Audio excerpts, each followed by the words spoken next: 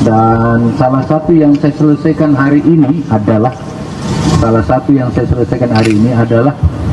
mendatangi atau diminta oleh Kapolda Jaya untuk menyampaikan keterangan-keterangan dan tentu berbagai hal yang berkait dengan Dinas 12 Agustus 2023 berkait dengan adanya hal-hal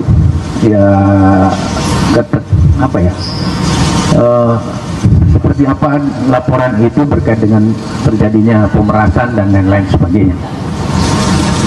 Semua yang saya tahu saya sudah sampaikan dan secara terbuka saya sampaikan apa yang dibutuhkan oleh penyidik. Dia dihadapi oleh banyak banget tadi dan prosesnya berlangsung cukup panjang, hampir 3 jam gitu. Saya capek banget, sebentar saya baru pulang. Sudah menerima laporan daripada Bung Syahrul.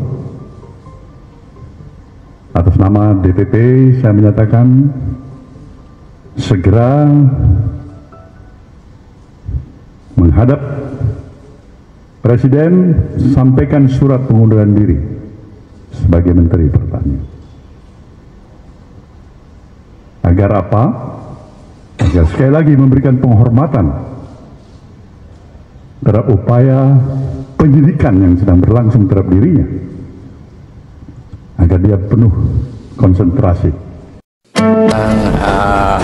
Meminta waktu Bapak Presiden dan diberi kesempatan melalui Menseknek Pak Pratik untuk menyampaikan usul dan surat pengunduran diri saya sebagai Menteri.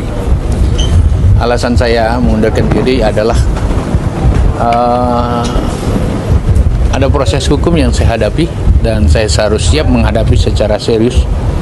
Walaupun saya berharap jangan ada stigma dan presumption of innocence, maksudnya menghakimi saya dulu, karena tentu biarkanlah proses hukum berlangsung dengan baik dan saya siap hadapi. Diketahui tujuan kedatangan Syahrul ke Polda Metro Jaya, tetapi banyak pihak menduga kedatangannya terkait dugaan pemerasan oleh pimpinan KPK dalam kasus korupsi yang menimpa Kementerian Pertanian.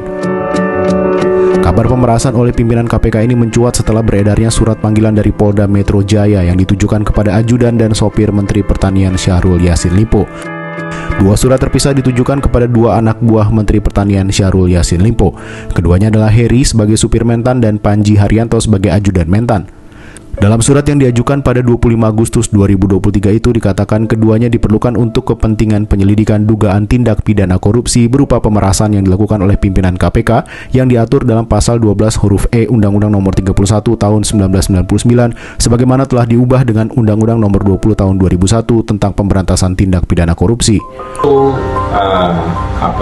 Atau informasi dugaan pemerasan pimpinan KPK kepada Menteri Pertanian Pak SYL, ya, Komisi 3, menurut kami harus menyerahkan masalah ini kepada penegak hukum.